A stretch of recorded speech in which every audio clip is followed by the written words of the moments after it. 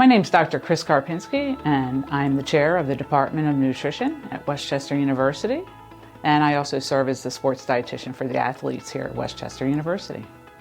Well, my program is two-pronged.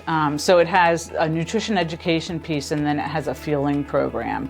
So the nutrition education piece can involve anything from doing team talks with the teams to one-on-one counseling with individual athletes, to cooking demonstrations with teams, to grocery store tours, to cafeteria tours with the athletes. So that's the nutrition education piece.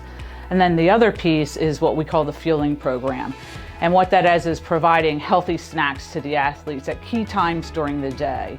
And what we have here at Westchester is what we call a mobile model, where we take the snacks to the athletes. So it could be to the field or to the court, or sometimes we provide it in the locker rooms, whatever works for the athletes to get the food to the athletes. You'd be surprised. A lot of the student athletes have never cooked or they don't shop. They don't have those skills.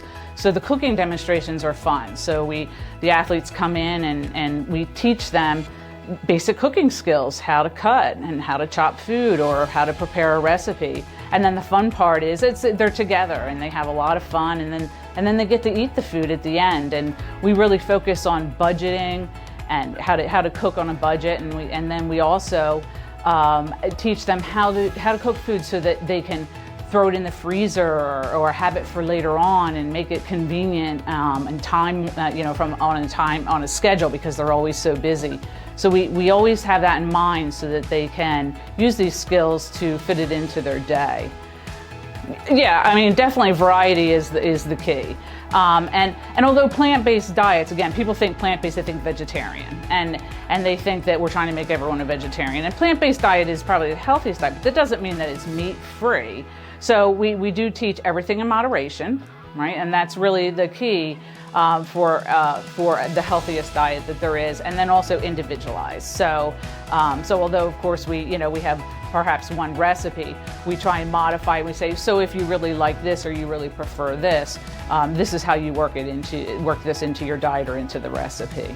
So we take small groups. We break them into small groups and we take them around the store. And as we go, we teach them how to read labels, or we say, this would be your best choice, and then here's kind of the red light, green light, yellow light kind of concept.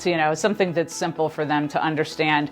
And we talk to them about the exterior of the store is your best, and then we take them down the aisles. And again, always paying attention to the budget, because of course they're college students. So we do take them, and then we do cafeteria tours too, because we of course have students that are living on campus, and they don't necessarily go out to the grocery store as much. So we take them through our dining hall, and now we have a registered dietitian who works actually with our food service provider, and so she'll take them through, and we'll do the same thing in our dining hall. And we'll take them around the salad bar, and we take them through the different stations and say, this is how you put together the healthiest choices. And so that's the idea, is we educate the athletes of what is on the fueling station.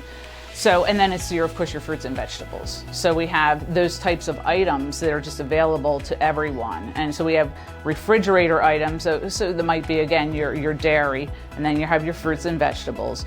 And then your non-perishable items are, again, your carbohydrate foods, and then you have your protein foods. So you have everything that potentially they would want to have, and then we educate them on, so you'd want to have the combination of these foods. And it's available. So again, you have your non-perishable, and then you have your refrigerator items and your fresh fruits and vegetables, always, of course. And so we have those available, and we usually have little placards up there, as well as we do little mini team talks in the beginning of the season, so that we kind of teach them, this is what you choose pre, during, or post. And that's why we have the fueling stations for the most part available pre, during, and post practice. Actually, that's the perfect reason of how we did this. So about 8 years ago, the way that I funded and got the fueling program going was through research.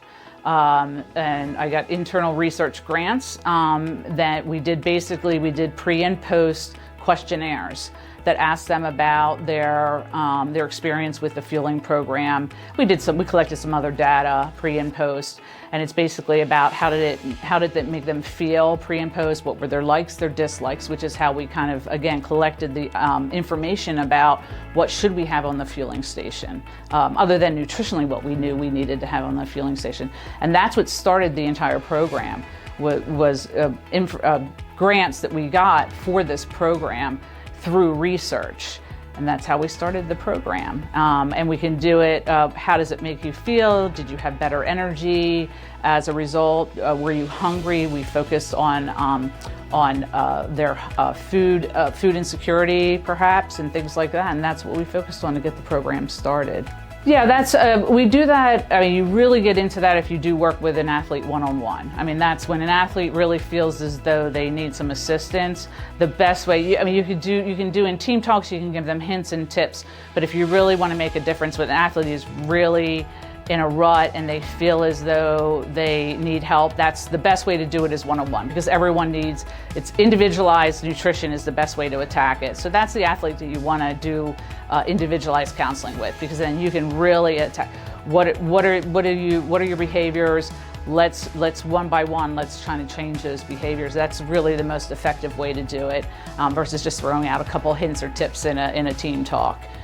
Plans for Sturzenbecker renovation, what I'd like to do, although the athletes love the fact that we come to them, a centralized fueling station, which looks like a cafe, I would say.